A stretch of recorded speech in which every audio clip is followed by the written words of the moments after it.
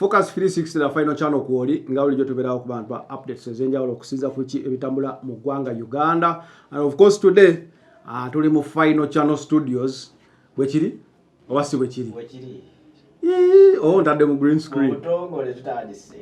Anyway, from my point of view yeshoje tugenda okubanga tubawa essaawa eno olw'ensonga nti olunaku olwaleero tubadde tulina kubeera ne Frank Ntambi naye yafunyeemu obuzibuzibu tetusobodde kubeera naye olunaku olwaleero wadde ate nga amawulire mangi gamutambulirako oluvannyuma lw'okubeera nti Naboosa alina ka era ndowooza ke yakola ku TV emu nga bamukyazizza ku baaba buli omu yakatunuulidde mu ngeri ye then nga bulijjo omuntu ng'alina opinionated mind like nga awe kalowoozo ke Frank Ntambi n'abeera nga naye yawadde akalowoozo ke which didn't sink well n'abantu abamu bakowa mu kusupportinga n'oku online okwo analabyeko omukulu Lumbuye ndowooza ne Omaro Kisekka nga bagamba nti Frank Ntambi alabika alina gwakolera.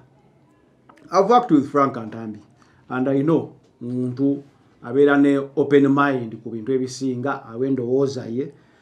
Ensonga ya Naboosa eno nga sinazza nnyo ku Frank Ntambi n'abantu abamuyingidde soke tugyogereko ensonga ya Naboosa maybe esobola okutuwa a bigger picture okusinziira ku ani asiiga ki na kiddala ekituufu ekyabaddewo. Naboosa yagambye ayagala bamuteeke kakiiko aka entertainment. Akakiiko ka entertainment tekaliyo nti kakiiko ka entertainment mu parliament, but tekitegeeza nti mu parliament tewaliyo kakiiko katunula ku nsonga nga za talent management, ndowooza kali mu arts and culture oba gender. So yakutte akantu akamu akali mu gender kuba gender naye refused, si yabalamu, si refused n'abavubuka n'abaana na biki eri wide. Tewaliwo entertainment per se. Answer yabadde nga katugambe oba wasoma waliwo wa brief answers, then waliwo tuka ku HSC ne bakugamba discuss ndowooza ye answer gye yandiwadde. Naboosa being an artist azanye emizannyo mingi.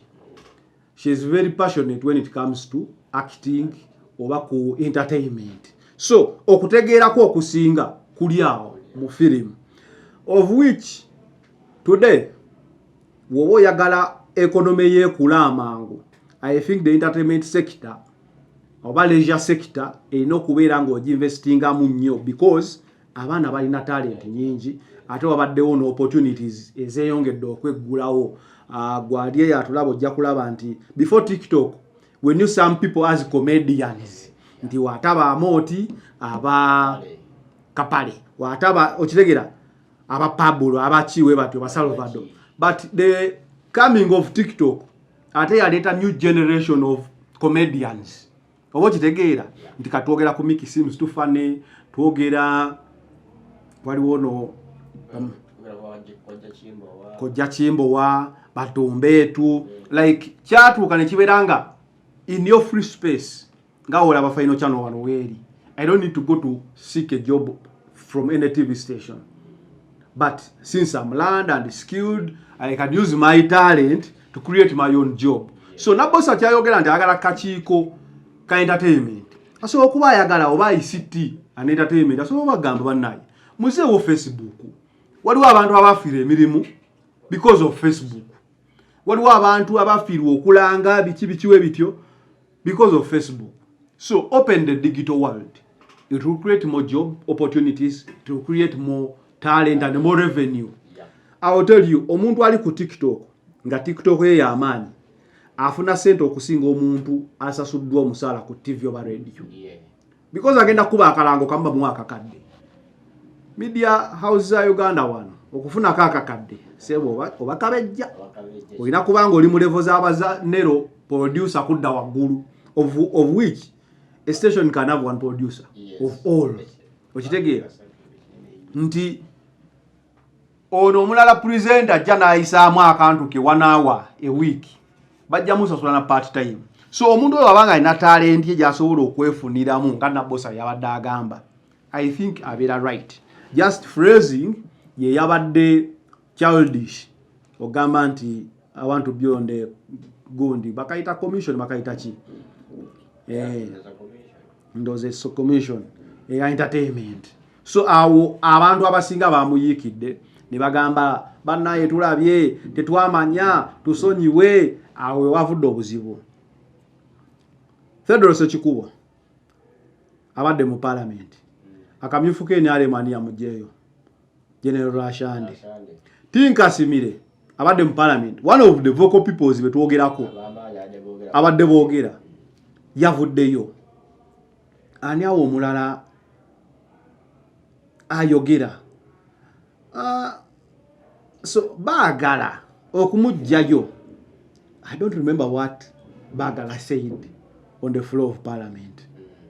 I didn't say she did say anything. I just don't remember.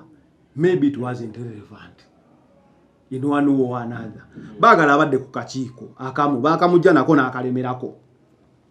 I don't know akakiiko ako kayamba kati abannamitiana okutuuka okuba emiranga kati nti bannaye twafiirwa. So I think ekintu kya Naboosa kyabadde over exaggerated. I will give you an example. Mu politics, there is always a kingmaker or a king mu organization yonna. The example of NRM. Mujjukira ba rebel MPs omwali n'ensereko teyava mu NRM n'emugoba. Eyadda waawo katugambe bifo kya nsereko mu NRM bagamba bannaye tufiiriddwa nsereko biki. Recently, Kadaga abadde yeesimbyewo mu mochi bagiyita batya Seke. Kadaga abadde alina gwa competinga naye.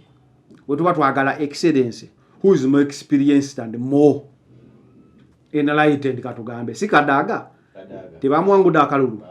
So abenale mbagenda kubo mulanga bagambe wowe tufudde biki. So abantu nga Naboosa, they are more useful to NUP as a political party and a nation compared to muchala owe mitiana compared to Bagala. Because why? Mugenda gamba Bagala ayogera, gundi ayogera. Parliament ina system kwekolera.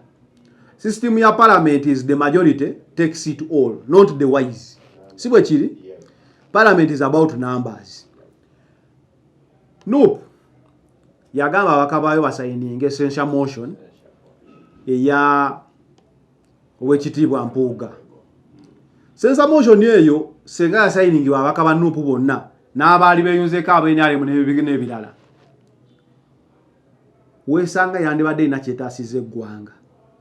But you had rebellious people like Hilda Mani, ani ono omulala ow'Emakindye, Alan Sewanyana, Bagala herself, ani awo omulala Balumu, Basemujju, baani abo bonna. So since parliament is run by numbers, not wisdom, you can't say nti omuntu omu omugezi ennyo alina kyakosa ku parliament. Kuba ku parliament okwo tekuyitangako kintu ne bagamba nti kino kiyisiddwako basing ono ku magezi g'omuntu ge yayoleseza mu debate. After your debate ng'oyogedde ebyamagezi byo byonna okubibalamu value, it is subject to the vote. The vote is controlled by the majority.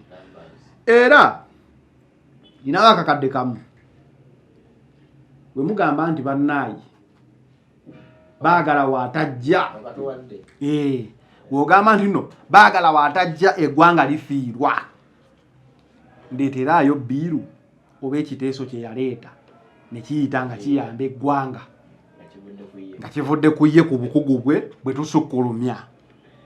Beat Semujju, beat Mpuuga, beat Segona, beat Nsereko, beat anono Semujju. Mumbulire abasajja tumanyi nti no babadde bagezi oba ba standing out nga bagezi mu parliament. Kiteeso kiki baleeta ne bagamba nti ku magezi gaabwe amangi eggwanga lino kye kigoberedde tekiriiwo even katundu tekiriiwo even basaalirwa kale basaalira aleetayo ekye homosexuality biki ebyo but still ekyabasaalirwa ekyo ndowooza kyalimu ne gavumenti numbers still say okitegeera naye NRM erina ababaka 3 mu mmeka 3 n'okugwamu. Can you list for me 10 NRM MPs abogera ku floor ya parliament? Because nga bagambye baagala bw'abataze parliament ejja kubula omuntu ayogera katugende wali majority NRM erina ababaka nga 3 mu gwe wandiika wana ababaka bo 10 NRM bogamba nti abo bayimirira ku floor of parliament ne batanya ensonga. They are not there. They are not there. In opposition itself, abaka abogera ensonga. They are hardly 20. Can name Senyonyi kuba Europe. Kuba parliament si buli omuntu ayogera. So, omuwalo no Naboosa asobola okubanga reasoning ye buli omu yagitunuulidde nga bwe yagitunuulidde. Asobola okubanga just kamera ene esobola okukwata speed. So okutunuzamu kamera walaba omuwala yali asoma ekiwandiiko kya Museveni Kololo. Omuwala yatandika okugamba it's the microphone, it's this yatandika nonanagira. Naye nga olaba videos ze before yali ayogerera ddala bulungi. So wesanga ne wano Naboosa akatengo just kamukuttemu. It's not easy okwogera mu kamera. It's not easy okwogera ne mu bantu abangi. Many of us tusobola okubeera awo ng'osobola okusoma ekintu silently mu mutima gwo. The moment you know that you can't read is when they say read out to everyone. Oba kitegeera. Tusobola okwebuzaabuza nti nze nsobola okusoma, nsobola okukola ki. The moment they say yimirira osomere bali. Awo obuzibu bukola ki? We bujjira. So waliwo ne wano bagamba nti naye MP abeera ayogera. Omulimu gwe MP kwogera bizibu by'abantu. True. Omulimu gwe MP kwogera bizibu by'abantu. Naye ebizibu byeruma abantu mu Uganda bye bimu. Yole senti bannaye ewaffe ekakumiro omugga gwaguddemu. Naye there are so many other places emikeje gigwamu ng'enguudo mbi. Okitegeera? Kale gundi mubi nnyo Naboosa. Should I start giving names here? Waliwo abantu abali mu NRM nga si babi nnyo naye nga no tebasobola na kusobola. Waliwo gamba omuntu nti mubi ne waliwo gamba omuntu nti mukoowu. Oba okitegeera? I want names here but obamanyi omuntu nga mukoowu ali tired ali buli kimu naye nga bamuwadde kaadi. Abantu abakriticizinga Naboosa gwe manyi confidently nti asobola ogenda ku ground nasinka n'abantu oba gwogamba nti with time ajja kufuuka better other than omukubirawo nga yakatandika naye bali nga bali tired and retired. Omanyi there are two things, you are tired and retired. Naye bo teri abadiscussingako Naboosa ye mubi. Waki NRM we yafuna obuzibu ng'erina rebel MPs bonna ffenna tukakasa yali esobola okubategeera nti boogera. Lwaki yabagoba? Because baali tebakyalina kye bagigattako. Kati baagala okubeera mu parliament ya Uganda dembe lye era kyobalaba yeesimbawo nga independent. Naye okubeera mu parliament ya Uganda ng'omubaka representinga NUP si dembe lye. Kubanga abantu bamuwa akalulu basing on the party bw'atuuka eri party n'emuyita to do party duties n'agamba nze ng'omugezi nsazeewo. Oba kitegeera? Kitegeeza party eba temufunamu yaba agikozesezza. Akalulu kano ebitundu 60 omukyala ani Judith Nabakooba a standing higher ground okawangula 60.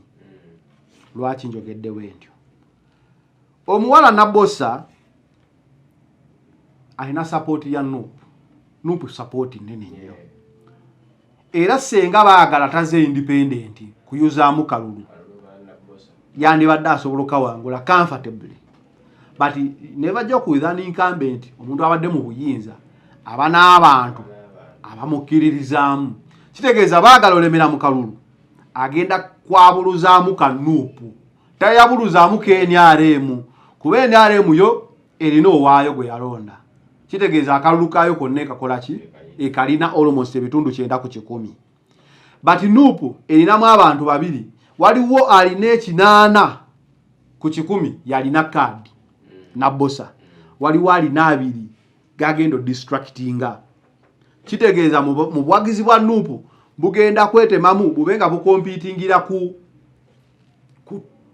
80% okitegeera si kwa 100 ku 80 kyokka NRM ngevuganya kwa 100 kati webevuganya kwa 100 kitegeeza NRM asobola wangula akalulu with a slight margin nga webagata obululu bw'abaagala n'obwa Naboosa businga NRM bwafunye but NRM katugambe afunye obululu emitwalo 2 Naboosa afunye obululu 2 baagala afunye obululu 15 bakakaaga okitegeera kati kitegeeza NRM Judith Nabakooba ababayiseeko naye nga lwaki abayiseeko the indiscipline of baagala yebekubisiza ekibiina kikulaga nti indiscipline ye towards the party won't only cost the party or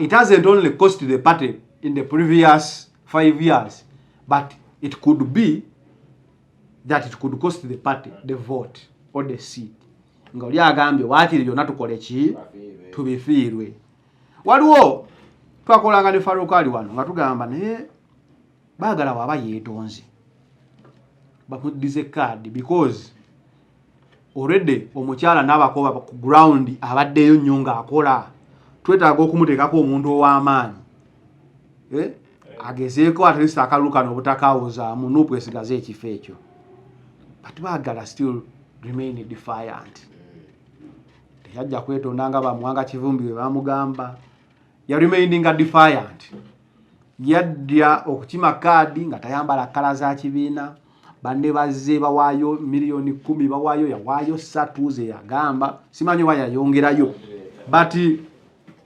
olabanga Nuupu ndooza yasazeewo negamba it's better to lose that position to grooming omuntu ategeera ensonga than okubeera n'omuntu agenda okuba defiant kubanga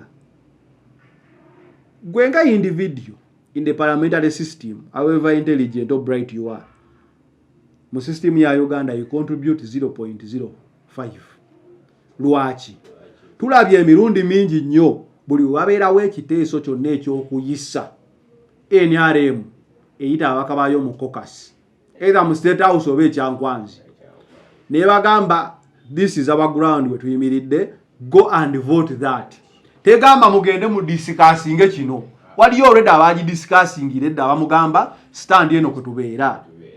Do you want to tell me that Nuupu yonge eyise ekiteeso kyayo negamba omuwala ono Naboosa nti tugenda yimirira ku nsonga eno mbwasobola okugidefyinga? It is only bagala who can defy Nuupu. Naye ono Naboosa has been a loyal servant to Nuupu. Twamulaba wano mu kalulu ke Kawempe bamukuba emigo CMM n'afuuka wa black. Ndowooza n'abasikale bamukubisa abamuwala nagamba kawala gwonyirira biki kyekikunyiriza okutuuka awo mu politics. So omuntu asobola okubira ku miggo ndowooza aba asobola okugubira ebiragiro by'ekibiina. So I still feel nti Naboosa was a better candidate than Bagala. Okay, today wa Frank Ntambi. Frank Ntambi alina ekiwandiiko kye yafulumiza. Ekiwandiiko kino kangezeeko kisoma kuba omusajja ono wanyiiga awandiika. Kyemanyi bamuyisizaamu byo muyingira. bamuyisizaamu bubi sigamba baba bakoze bubi oba simanyi naye bamuyisizaamu bubi lwaki Nana Hub Mouthwash lyeddagala ettuufu yennakakasa mu kujjanjaba endwadde z'amannyo. Amannyo gakuluma bw'ossaayo ekyokya oba ekinnyogo gagasanyalala bw'osenya ovaamu olusaayisaayi oba ogayiza ludda lumu. Senyesa Nana naye weegendereza abafere tebakuguza kappa mu kkutiya musange mu famasi zonna. Nana yakakasibwa National Drug Authority. You know what it means okwogera ebintu nga Fraka byabadde ayogera. It means a drone, it means this. Okitegeera. So, waba akoze era emu. Ate musobola mujjira so hard like that. Abo kitegeera. Kuba alina byabadde ayogera nga bikola ki? Nga bigattako. Nze omuntu waba kyali wange n'akola ensobi emu. Nsirika. Because ebiseera ebisinga you can lose a good person nga olemeddwa okontrolinga obusungu bwo. Frank Ntambi awandiisa ati our democracy will mature the day we learn to separate ideas from emotions. You can love your candidate and still admit they are wrong. Ngagamba democracy yawaffe ajja kukula senga tusobola okwawula obwagazi bwaffe ne emotions obano obwagazi bwaffe emotions kye kimu Luganda n'empulira yaffe. You can love your candidate and still admit they are wrong. Osobola okwagala omuwantu gwe ogwowagira naye nokkiriza nti akoze ensobi. Criticism is not betrayal bantu bange. Okuwakanya tekuba kulyamu lukwe. Okitegedde addamu bali abamugambye nti yaliddemu olukwe alabika yalidde yakoze eki ng'agamba criticism is not betrayal bantu bange.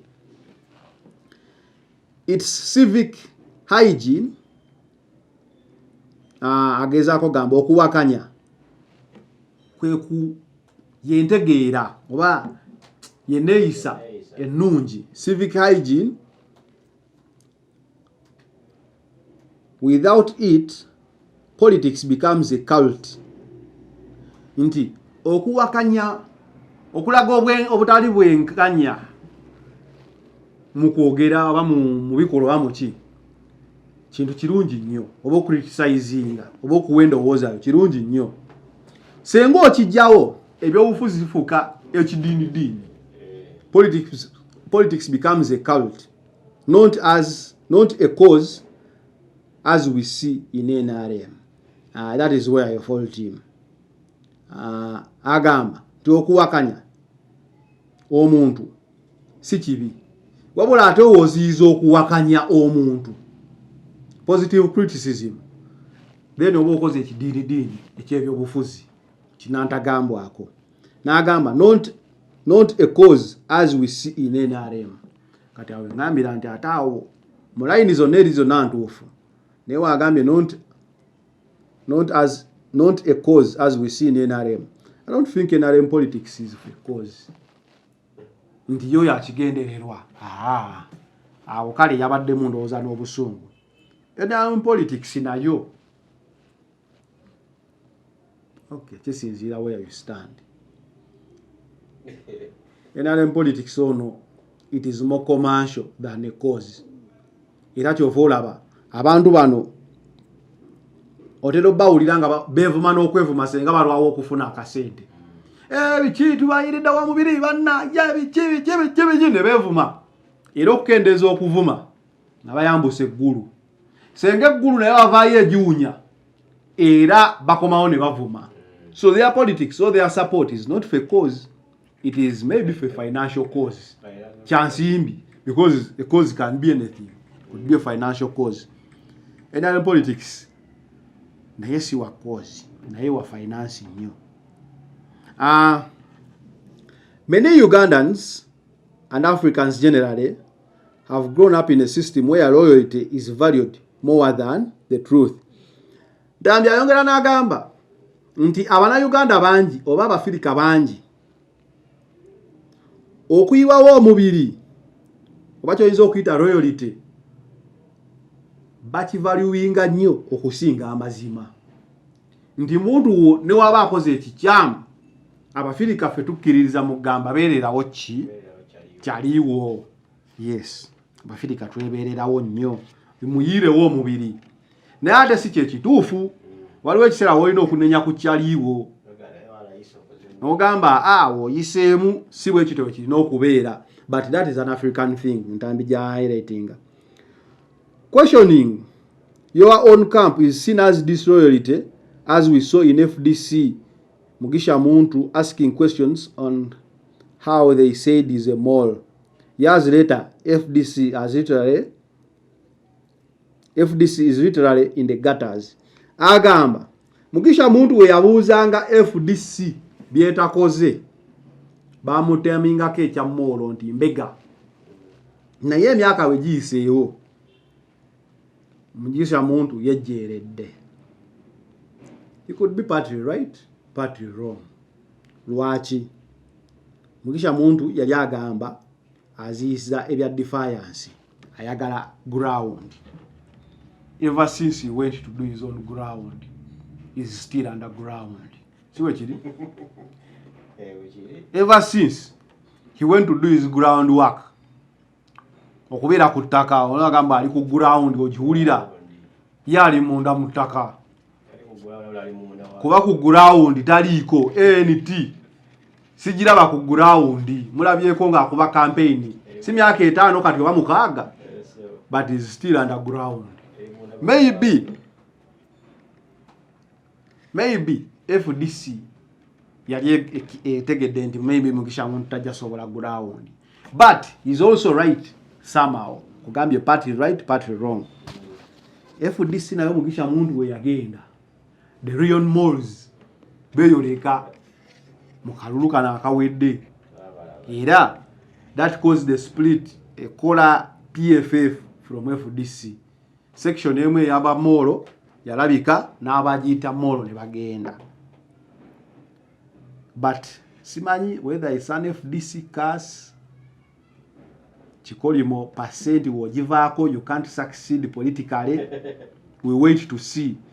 Wetwalaba omukyala Betty Kamya si asooka ovaayo n'akola Federal Alliance. Where is it now?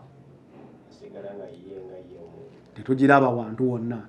PFF yekutudde ne tusuubira nti abantu bano bo bali serious. They haven't featured any president waggulu. Whenever a party doesn't feature president on top, those are signs of weakness. What the FDC yatugamba nti kibiina kipya kikozeseza obukodyo nope defied everything. Yavuganya in 1 month. Ekisanja kino ekiggwako. So FDC nabagamba lwaki PFF tesobola kuleeta candidate. Bonna aba PFF abo, they are politicians of positions. They can't handle to be on opposition without a position. Obontegeera nti buli omu yasalawo wakiralwanira akafooke. Lukwago would come for presidency, but he knows he will lose. So abatasobola kubeera nga akola atya, kubeera nga yesimbawo. أعوذ بالله من الشيطان الرجيم بسم الله الرحمن الرحيم السلام عليكم ورحمة الله تعالى وبركاته. nze Haji Yasin kiza omusomi w'eddwa nkola ku misango bula ly'abaana gwa yalimu okuzaala abonaabona anoonyeza obufumbo n'obutambulamu emirundi gyonna akaabya obwavu atalina mulimu ebizibu eby'amaka eby'emmaali omukisa yagenda e Bulaayi okukola toyina mirembe toyina mirimu nsangibwa lugalambu ku lw'ejjinja osobola okukuba ku nnamba ezo ali ewala osobola oyita ku WhatsApp ku namba zange ezo zolaba ku screen yo. So FDC mbadde nkugamba wali nti either ogifunako omukisa obeegulya naye tetunalaba afuna mukisa ku FDC gaje yavuddeko anti nayo yamweyawulako nayo eriayo. It is in the gutters as well, just like the original FDC. Maybe this time round ebintu bisobola okukyuka. Most people form political opinions emotionally first, rationally later, if ever. Nti abantu abamu endowooza zaabwe ez'ebyobufuzi basooka ziteekamu kweyagaliza emotions kye bawulira mutima gwabwe naye ne bakozesa amagezi leeta ne basalawo Ntambi abadde mukambwe. Now once emotions lead logic follows behind limping. Nti kasita emotions oba okweyagaliza kusukka ebyamagezi bijja byewalulanga kovu. That's why you see, that's why you can show facts and they still defend their favorite with, but is one or she's one of ours. Okay, kati nga agamba Ntambi bana abamuchunya agamba osobola okukola show nga gye yakoze n'alaga facts naye ne bagamba kale byonna byogedde naye oli waffe. Ako ke nalabyeko ndowooza byeyongerayo wansi naye bagisazeeko. Ntambi tasobola kuwandika buntu bumpi bwe buti, but ye response gye yawadde Ntambi, just like many Ugandans, oba most Ugandans, babadde n'ekizibu ku Naboosa interview. Twayeko Franka Gashumba tukoze etya banji. The only challenge for Ntambi olaba nga babadde bagamba nti Naboosa is one of ours. That is the same they say about you. Sibwe kiri nti naawe woba ofunye ebizibu bagamba Ntambi ye waffe. Walaba recent wano ku bintu bya Jeff Chiwa buli omu yagamba Ntambi waffe. So aka waffe always will ring behind everyone is head nga alina gwawagira. Nti naawe wogambira wano nti bagamba but he's one of us oba she's one of us. Naawe kenyini kali kakutuuseeko ku side yo we wafuna ebizibu. Era fena ntoka anaye Ntambi waffe yogedde bwogezi. So I can't blame people okugamba nti oyo waffe. I can't blame it on them, but nsobola balaga nti no wamwe akoze ensobi. Katudde ku interview awo yennyini. Interview oyo mulabye interviews nyingi. Yani oyo guy omulenzi oyo yani si mulenzi naye ndoza mulenzi omwana oyo naye musajja muvubuka. Omuvubuka ono si ewananyiri direct short YouTube channel muvubuka.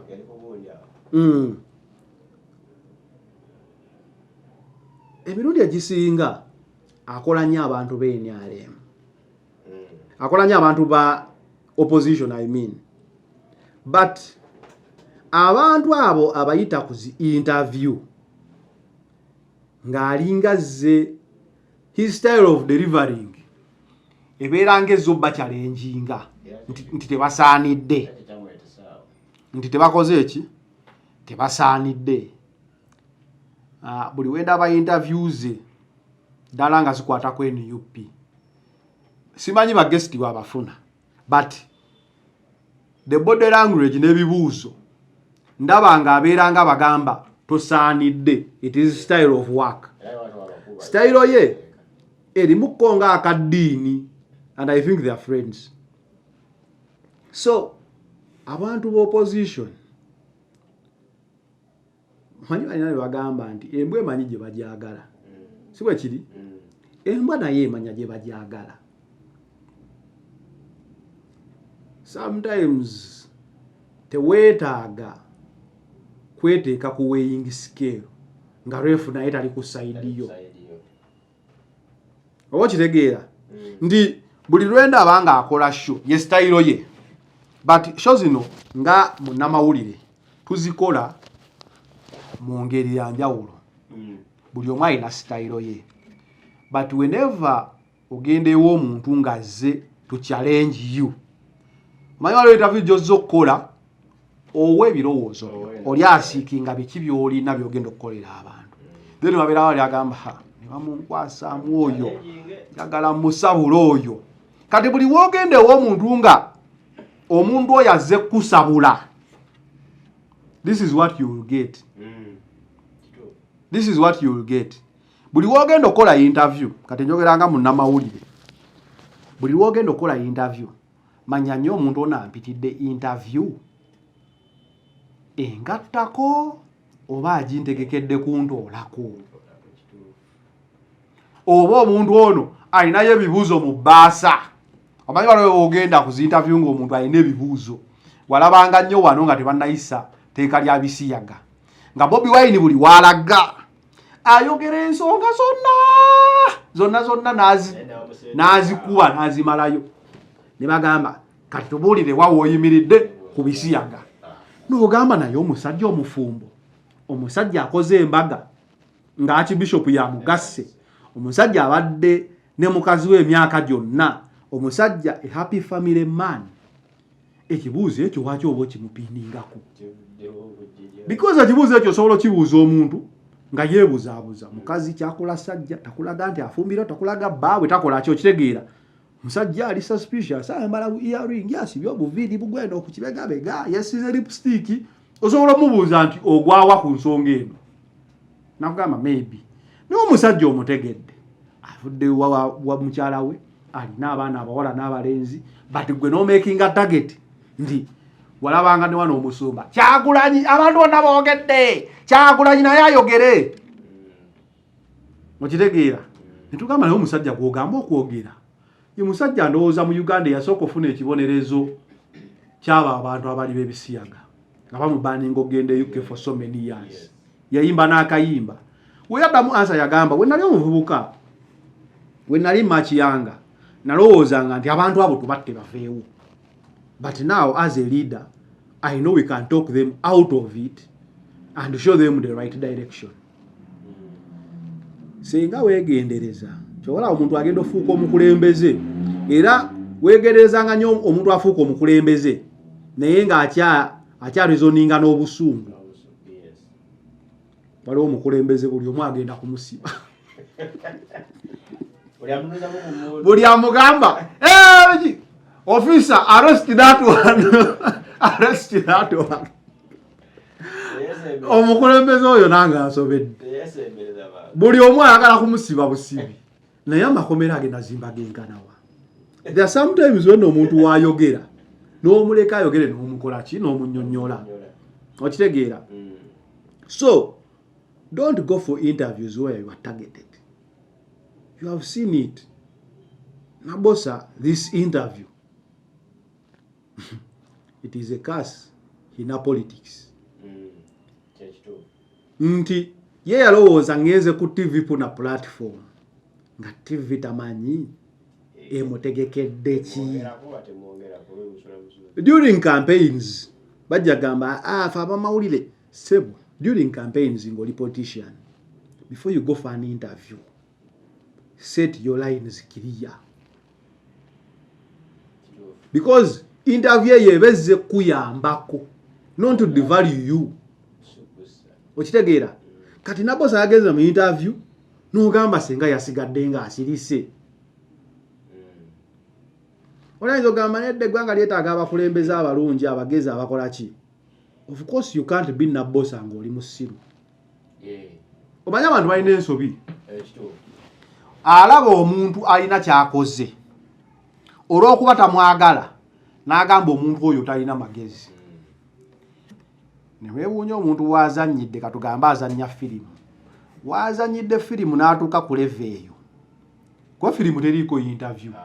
Buli omu asobola okwefuula omuzannyi wa firimu oba omuyimbi. Omuntu oyo walutumukira n'obeera ng'omumanyi mu kika kyewammwe nga si wa Luganda lwo taba musiru. So aba w'amaanyi mu ngeri ye. So Naboosa ako kabbulanda yakakoze. I think abantu abalala temulina kukakola. Tetugamba nti ate mubeba bebafu nnyo. But do your research well. Ekintu kya Naboosa okimanyi kyatuuka ku Rain. Rain yali ku TV ki? Sanyuka yali ku ki? Ne amubuza emirimu gy'abeemupi. Banayi, how do you contest for position nga tomanyi mirimu gyayo?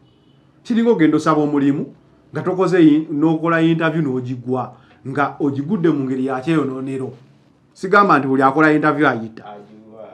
But tukolako revision ku ki kye twagala. For example, if I were to contest for being an MP, olina okumanya roles of an MP. waliwo kino nti otuusa ebirowoozo by'abantu naye roles endala zitya budget government supervision of government gondi ezo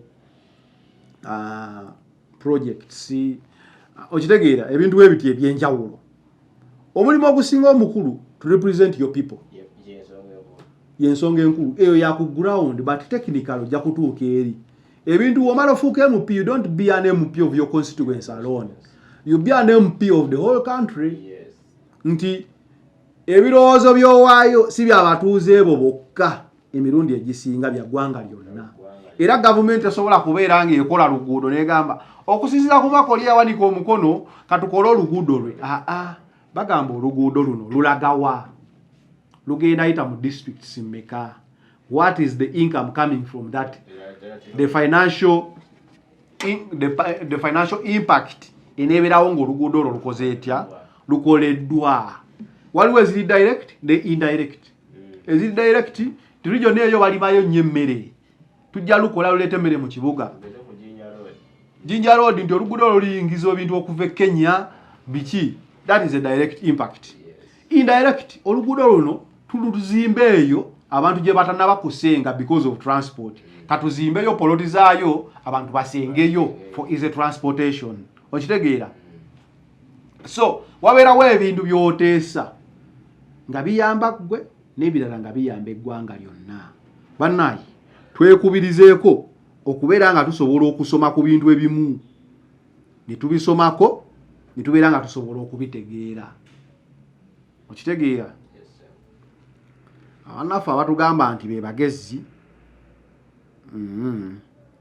si bagezi nnyo abakuba ntambi tukkirize nti nga wabadde awa endowooza ze mbadde mwagala ennyo ku luno yakozeemu ensobi kyangu okumutereeza ne mugamba naye mukulu leero endowooza yo eringa etabadde ku sayidi yaffe lwaki endowooza zoowa zifaananira ddala betuwakanya kyekyoolaba nti no mbuuga seggona taweeredda ku kaadi ng'ate abasinga okugamba agifune be bali bagenda mu okuvuganya ekyo kitegeeza ono si wammwe baba muteekamu kati naawe Ntambi olabanga endowooza yo ebaakingiddwa nnyo bali b'obadde ovuganya ebbanga kiba kitegeeza nti obasambidde omupiira indirectly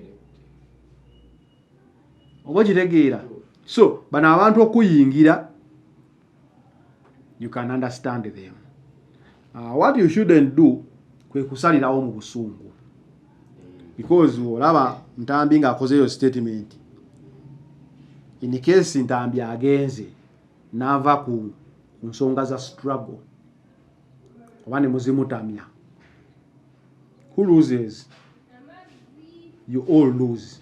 Nana Habu Mouthwash lyeddagala ettuufu lye nnakakasa mu kujjanjaba endwadde z'amannyo. Amannyo gakuluma bw'ossaayo ekyokya oba ekinnyogo gagasanyalala bw'osenya ovaamu olusaayisaayi oba ogayiza ludda lumu. Senyesa Nana naye weegendereza abafere tebakuguza kappa mu kkutiya musange mu famasi zonna. Nana yakakasibwa National Drug Authority.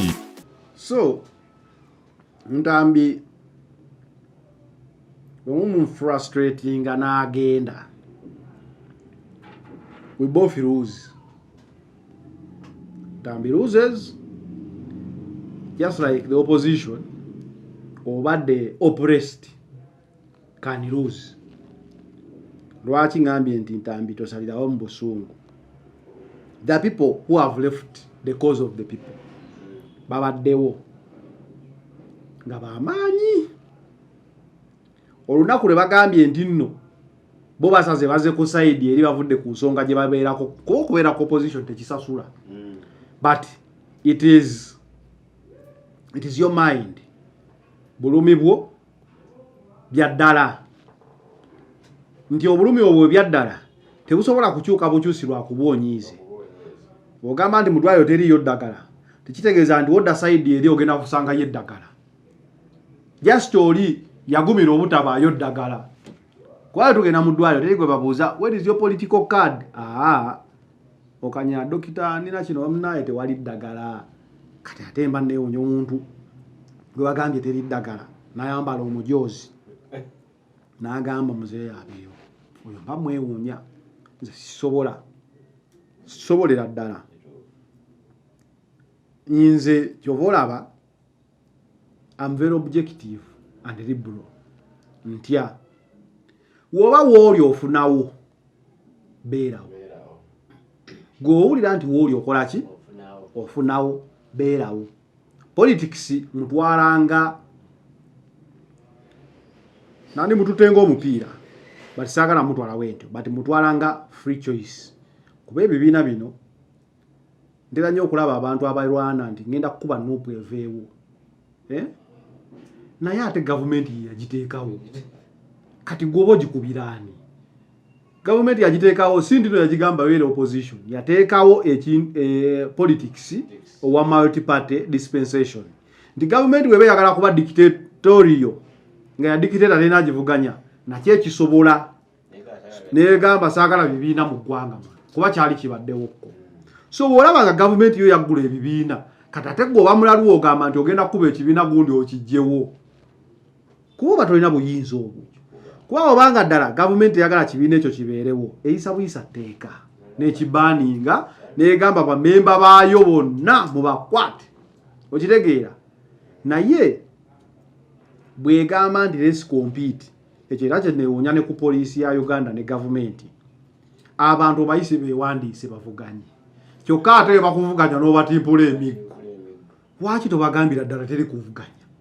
tubijjewo mukiveewo so ndoza tuli mu confused state kuba abantu abamu beewera okujjawo ebibiina abalala beewera gavumenti ate yeegamba tugenda kukuba okimanyi waliwo bagamba nti oyo muwagizi wa nuupu akoze omusango naye nuupu kibiina kiwandiise mu mateeka ga Uganda okumanya gavumenti ekimanyi n'abakabaka baakye basasula omusaala buli mwezi kati omuwagizi simanyi wabeerera mubi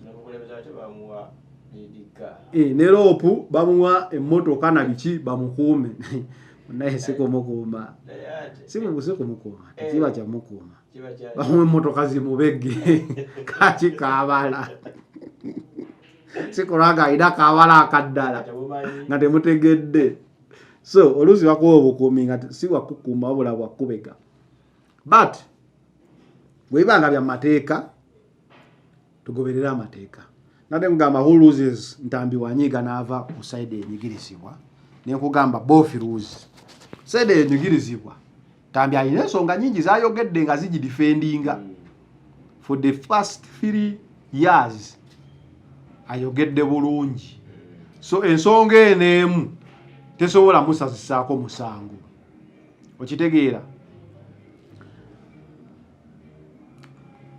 soundaze so ensonga eyemu tesobola musazisaako musango but kyetuyinza okugamba nti togenda eri ewaali bannaffe boyinza okuba nga omanyi bulungi abaagenda but ebintu ne bitandinga out nga bibi nnyo paka kati we out